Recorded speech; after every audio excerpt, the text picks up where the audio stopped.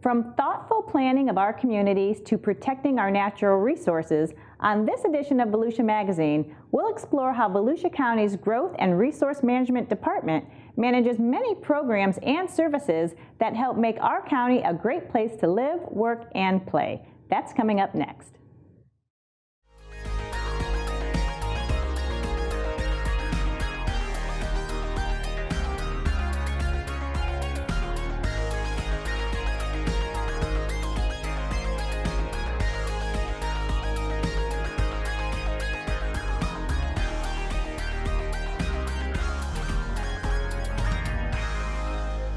Hi, and welcome to Volusia Magazine. I'm Joanne Magley, the Community Information Director for Volusia County Government, and my guest today is Clay Irvin. He is the Director of the county's Growth and Resource Management Division. Hi, Clay.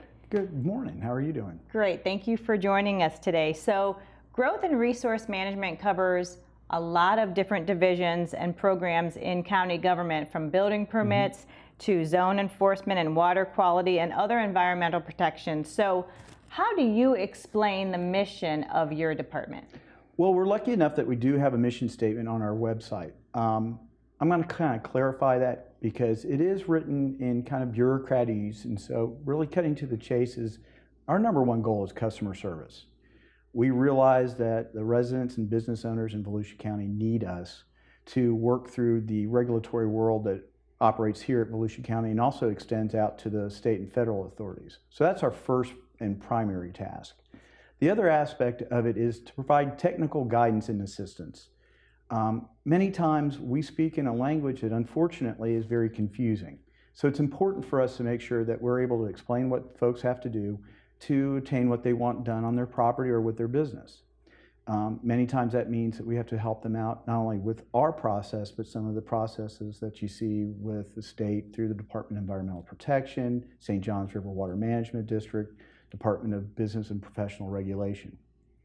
The other aspect is making sure that we're protecting private property rights.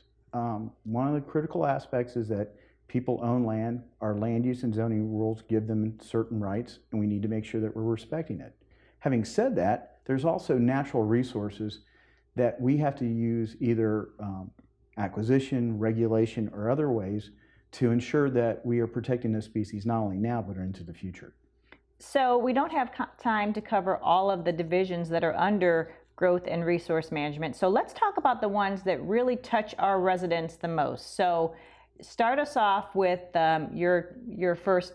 Well, your my first top one. three. Yeah. My top three that people deal with the most would be our building and environmental regulations, our code enforcement, and our zoning aspects. Building and environmental regulation are tied together because when you come in for a building permit, even for a fence, we're going to look and see if there's any issues with gopher tortoises or other protected species, as well as the technical requirements for compliance to the Florida Building Code. So that is where we see the most interface with the public. We are lucky enough that we have a really good online system so that those who want to try and use Connect Live, they can use that for their permitting and help alleviate some of the time in traveling to DeLand or being able to get their plans through. The other aspect is code enforcement. We have a considerable amount of land under the jurisdiction of Volusia County. It ranges from agricultural lands to condominiums by the beachside. So therefore, we have a variety of different calls from adjacent property owners and residents who are concerned about what's going on. So a lot of times we're dealing with code enforcement. Unfortunately, we also get a lot of interface with people who are the complaining about. So when we talk with them, we want to make sure they explain why we're here, what they did, what can we do to help them clean up the issue and get to the primary point of compliance. The third aspect is zoning, and this is one that we as a staff need to start working better at to ensure that we have greater outreach to the public. This is where folks want to find out what they can do with their property, what are some of the dimensional requirements, are there any restrictions that prevent the type of use, how high, where it can go, and those types of things. And we have two resources online as well as Connect Live where folks can find out about this information. It's really important to get this out early. If you are contemplating buying a piece of property, it's important that you do your due diligence to find out, are there any restrictions or are there anything that may be creating a problem for you being able to use the property as you want. So those are the three big issues that we see most interface with the public. And those issues that you just brought up, are those specific for unincorporated Volusia County? Yes, ma'am. What you're seeing is that our building and zoning is only for unincorporated. The cities themselves have their own set of rules and regulations and enforcement procedures there.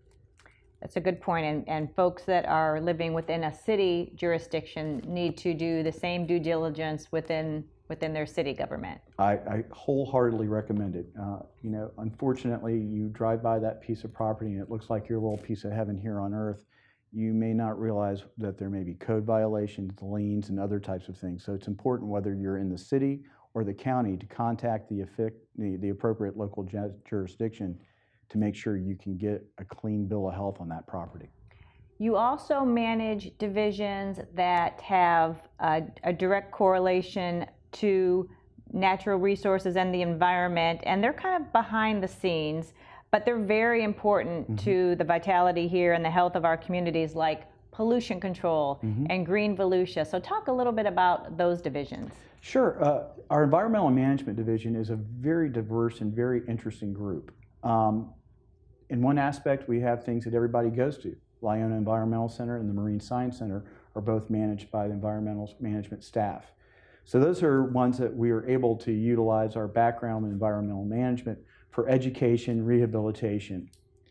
But we also have somewhat of a regulatory aspect. I referenced earlier about the fact that we do have environmental permitting. And that addresses everything from tree preservation, wetland protection, and gopher tortoises and other protected species. And that's typically carried out through building permit and site design and subdivision regulations. We also have a pollution control division.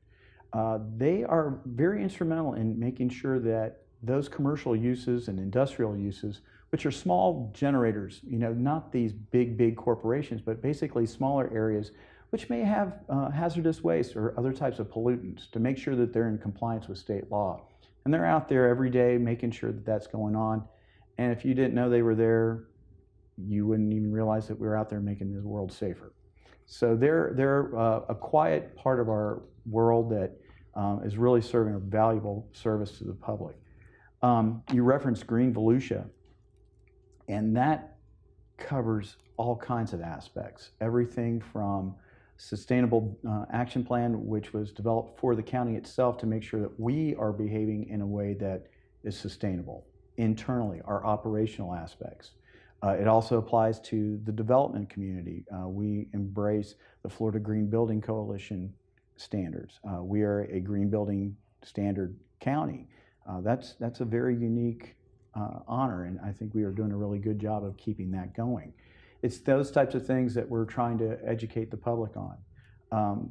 Katrina Locke, who heads that up, is doing a great job of securing grants so we can get out and do education to the public so they understand why we have a fertilizer law, why we have watering restrictions, why we want to see improvements to some of our septic tank rules, those types of things, to make sure everyone understands that their individual role in the community can play a big part in how we protect the environment. I want to get to my next question, which has to do with the comprehensive land use plans. So in 1985, for a little bit of background, the state legislature passed Florida's Growth Management Act, and this bill requires all governments in the state of Florida to adopt comprehensive land use plans. So the county has an extensive comprehensive plan, 21 chapters, as I reviewed it before our interview. How do you work? How does the county work when they are how do they work through that plan in their everyday operations? Well, it's really important to understand the framework of what growth management is in the state of Florida. Prior to 1985, there were some rules and regulations that were in place, but they didn't have necessarily the teeth. They didn't mandate local governments such as cities and counties to come up with very specific standards on a variety of different issues. There are mandatory elements that you have to have, and those range from land use, transportation, housing, conservation, coastal management, utilities that include water, sewer, stormwater. You also have to have an intergovernmental coordination element, and you have to have a capital improvements element. We have that plus other ones that pertain to cultural affairs as well as economic development. So what you're seeing is that these are, to steal a quote, is the blueprints for your city, your county. Those are dynamic plans. They have to be updated. Additionally, there's been changes at the state level in regards to the rules and regulations we have to play by. And so the rules that were in place in 1985 are not necessarily the rules we see here in 2019. So again, we have to do on a regular basis kind of a jump back reassessment and an amendment process. And we're in the process of doing that. And the reason why this is so important is all of our land development regulations, all of our zoning regulations are supported by the comp plan. The basis for those are seated in the comp plan. And candidly, if the zoning or land development regulations are not consistent with the comprehensive plan prevails. So it's got a greater level of jurisdiction, just for lack of a better term. And so it's important for us to be able to do that. And the other aspect is it has to be internally consistent. So we can't say something in the future land use that's not consistent with the coastal management. So it is a very detailed document. It's got goals, objectives, and policies. It's got definitions. It's got a variety of different things that all pertain to how we, as a local government, regulate land and ensure that we are doing things to secure for a sustainable future. And as you mentioned, it's a dynamic plan. You are always coming forward to the county council with various amendments to the comprehensive plan based on history or based on what you see as a trend or just regulations? Well, and the critical aspect is changing data and changing information. If you look at the information, our original comp plan was adopted in 1990. The data set and the analysis and the issues that were around in 1990 are considerably different than what we have now in 2019. So obviously we have to update that. And when we update that, that creates some changes. As I also said, there's always going to be changes from a regulatory perspective in Tallahassee. So it's part of all of our planners to sit there, understand what's in our comprehensive plan, identify when we need to make changes, bring that forward so that our Planning and Land Development Regulation Commission, which is an advisory board to our county council, is aware of what's going on, so that way when we bring it to the county council, it's vetted through a review process that engages the public and provides for an opportunity for people to comment on it. Well, Clay, thank you so much for the information. On our second half of the program, we're actually going to talk to Ginger Adair, and she's going to go into the nuts and bolts of the Regional Resiliency Plan. So that's part two. But for now, Clay Irvin, Director of the county's Growth and Resource Management Division, thank you so much for being here. My pleasure. And we'll be right back.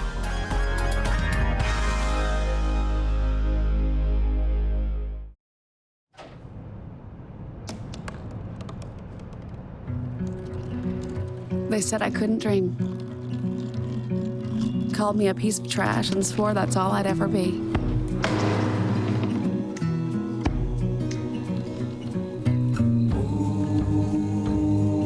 Said a bottle couldn't see the ocean.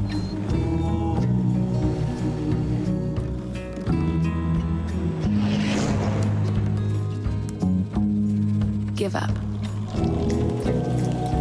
Go back to the dumpster. But I didn't listen. I made my way.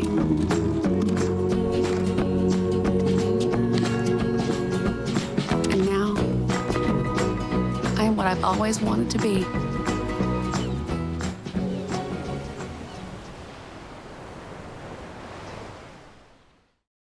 Stay connected with the latest Volusia County news, events, and updates on our social media channels. Like and follow us on Facebook and Twitter. Catch up with previous stories on YouTube, or just head over to our website, volusia.org.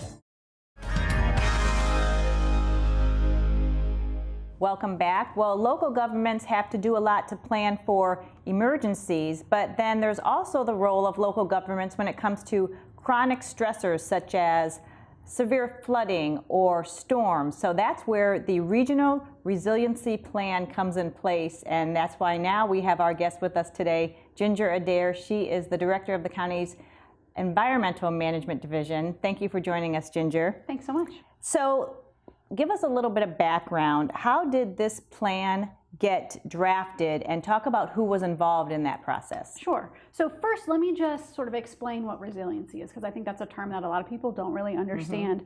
So really how we define resiliency is the ability of a community or a business or an institution to plan and adapt and recover from emergencies, but also chronic stressors like, say, aging infrastructure or something like that, and to be able to thrive and grow despite those challenges. To be resilient. Exactly. So I kind of liken it to being able to prevent a problem if we can, but then if we can't, to be able to bounce back from it. Kind of like the flu shot, right? Like you get a flu shot hoping not to get the flu, but even if you do get the flu, it's not as bad, right? So that's kind of how I think about resiliency. So this regional resiliency action plan that we've been involved in came about because our regional planning council, the East Central Florida Regional Planning Council, received a grant from our Florida Department of Environmental Protection in 2017 to look at the issue of resiliency in Volusia and Brevard counties, and to work with stakeholders to develop a plan to help us incorporate resiliency actions into our local government. And so that plan was really a large effort. There were over 200 stakeholders involved in the plan over the course of 18 months. And the council adopted the plan here in July. And so there are specific areas that the plan highlights that I want to go over with you: leadership and strategy, health and well-being, economy and social actions, and infrastructure and environment. I think that last one is a mouthful. So walk us through each of these steps.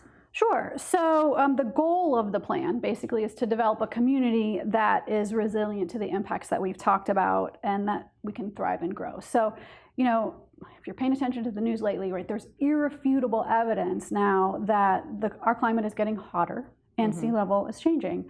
And so we need to pay attention to that. And this plan sort of takes that and breaks it down. So in fact, yesterday in the news, the United Nations Intergovernmental Panel on Climate Change released a special report about oceans in the cryosphere, which is the frozen parts of our planet. And really, they were sobering in their conclusions about what global climate change and sea level rise will have on coastal communities like ours. So this plan attempts to tackle some of that and breaks it down into those 4 parts to make it a little bit more manageable. So the 4 focus areas, leadership and strategy, is really about promoting leadership in our communities and education about resiliency. It's something that's new to some people. In both the public and private sector. So this is not really just about how does the government react. So an example of something in that area would be incorporating resiliency actions in our plans, in our regulations. So health and well-being is really about developing programs and opportunities about sustainability and disaster response and to keep people healthy. An example would be approving the ability for a medical facility to either stay open during some sort of event or to recover from a natural disaster. So there are actions related to each of those things.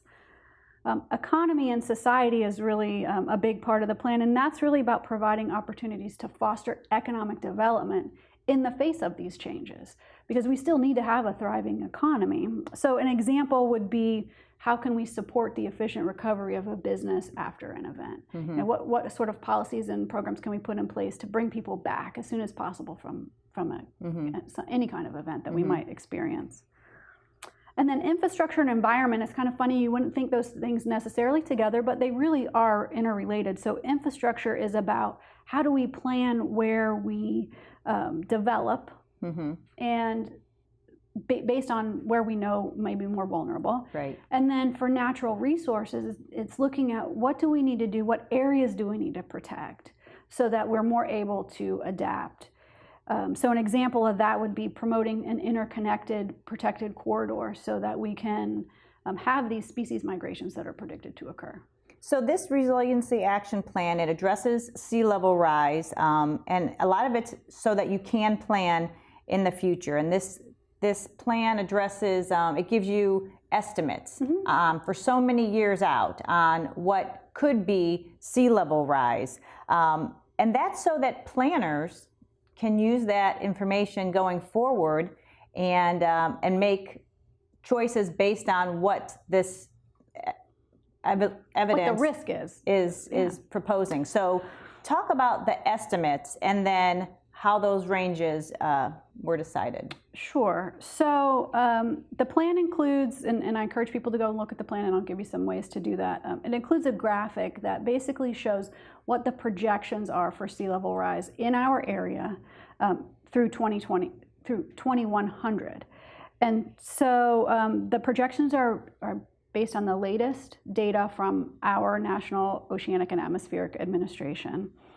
And the plan really recommends that we use a range of sea level rise because different types of infrastructure need different types of protection, right? So if you're building a shed in your backyard, you may only need to pay attention to the low level predicted for sea level rise because that thing's not going to last 100 years. But if you're building a hospital or you're building an evacuation route, we want to pay attention to that higher curve so that that infrastructure investment is protected for the long term. So what the plan estimates is that by 2040, a minimum sea level rise of 1.22 feet and a high prediction of 1.85 feet. And then by 2070, that projection rises, so the minimum is 2.85 feet of sea level rise to a maximum of 4.47. So that's really hard for people to picture, right? I mean, what does 4.47 feet of sea level rise mean to me?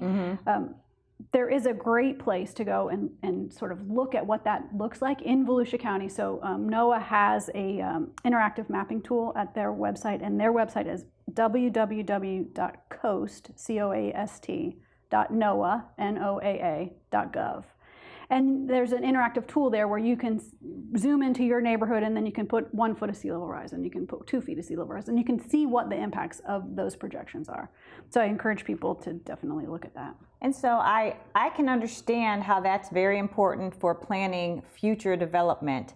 How does this Resiliency Action Plan take a look at current development in those future years?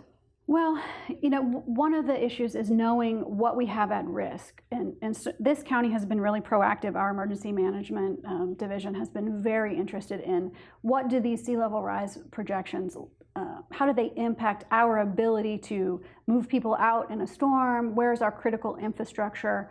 What are those important things that we need to keep our community going? So being able to see where these sea level rise impacts may occur is very important in making sure that we can keep either adapt the existing infrastructure, move critical infrastructure if it's necessary, and then plan ahead for where they should be. So, I mean, we're already seeing the effects of sea level rise in our communities. We're seeing it through, you know, increased stormwater impacts and others. So if the projections prove to be true, what will happen over time, without any kind of adaptation, is that low-lying areas of our county will increase flooding. We will see increased frequency of flood events and eventual inundation. I mean, there are some parts of Volusia County that are predicted to be inundated under these scenarios unless we mitigate for those impacts. And so we can't do that unless we know where they're going to be. So if some areas need to have armoring, or, you know, structures need to be raised or elevated, those are the things that planning ahead can really help us do. And I want to emphasize that, you know, these impacts are not going to discriminate against private infrastructure or public infrastructure. They're not going to discriminate against, you know, your political belief. The impacts are going to happen to all of our communities, so we all kind of really need to be paying attention. Unfortunately, as in a lot of things, those people that are most vulnerable typically are the least able to react. And so the plan does look at issues of social equity and how do we help those communities or those areas that may be the least able to adapt to these changes. So with the plan, at 2 council meetings in July of 2019, the County Council approved items related to the Resiliency Action Plan. So talk about what that approval does for our government and other governments going forward. Okay, sure. So the first agenda item was the adoption of the Regional Resiliency Action Plan, the plan we've been talking about. And what that does is it says that we have adopted those sea level rise projections, and we will use those for planning as we move forward. And there's nothing in the plan that's regulatory. There's nothing that is requiring us to spend money or invest in infrastructure. It's really just a guidance document, but it sort of sets out the plan for how we need to move forward. Mm-hmm. The second item was agreeing to participate in a larger effort called the East Central Florida Regional Resiliency Collaborative. And basically that is an 8-county effort to expand the resiliency planning to the larger area, because of course our natural resources don't follow any kind of political boundaries. So planning regionally is really going to be important as we start to see these impacts in our community. So planning for sea level also can benefit communities when it comes to flood insurance. And so talk about how that flood insurance will weave into being able to have this plan in place. Sure. So in 2017, FEMA changed their National Flood Insurance Program to updated what's called the Community Rating System to give credits to communities that are addressing these issues. So specifically, communities that provide information about areas that are vulnerable to increased flooding from sea level rise, and that are planning ahead for these impacts get credits. And how that benefits homeowners is that those CRS credits that the local governments gather actually reduce their flood insurance rate. So it's really important that our local government is paying attention to those and reducing those rates for homeowners. The plan also talks about septic tanks as it pertains to planning for the future. What can you tell us about that part? Well, there are action steps in the plan that talk about looking at whether or not we should be converting septic tanks in some areas to sewer. And the reason for that is because septic tanks work properly when there's a certain amount of distance between the bottom of the drain field and the water table. Basically, you need to have that area to have that microbe treatment of the hazardous impacts or the hazardous materials in the septic waste. Well, what will happen under sea level rise is that groundwater levels are going to change. And so septic tanks may fail in areas where groundwater encroaches into that required separation. So our community hasn't yet mapped how groundwater levels will change under sea level rise scenarios, but it has been done in other communities. And they're being able to predict areas where septic tanks are more likely to fail. And that would be areas you would prioritize for some other kind of wastewater treatment. So we've talked a lot about this resiliency plan, and it's new for a lot of people. How do you encourage people to find out more and read more about this plan and to learn about how the planning is so necessary for our future generations? Well, the plan is available at volusia.org/environmental. So if you go to our website, right at the top is a link to the Regional Resiliency Action Plan that was just adopted. And my contact information is there too. If anybody has any questions, they can email me. There's also a website that is from the East Central Florida Regional Planning Council, and that has a lot of information about these topics, and that is perilofflood.net. And that's a great resource. And then, of course, the NOAA Sea Level Rise Viewer, that's at coast.noaa.gov. And that's really interesting to look at. And will there be education events in the future years regarding resiliency? Certainly there will. Part of the plan is to reach out into the community and educate folks about the resiliency issues, ways to mitigate, ways that each of us can reduce the risks. Also, as part of the collaborative, there'll be a lot of different outreach events, and we'll be looking for stakeholders to participate in that. So if anyone's interested, they can contact me. My info is on the website. All right. Well, Ginger Adair, Director of the county's Environmental Management Division, thank you so much for joining us today. Thank you. And that does it for this edition of Volusia Magazine. We hope to see you here next week at the same time.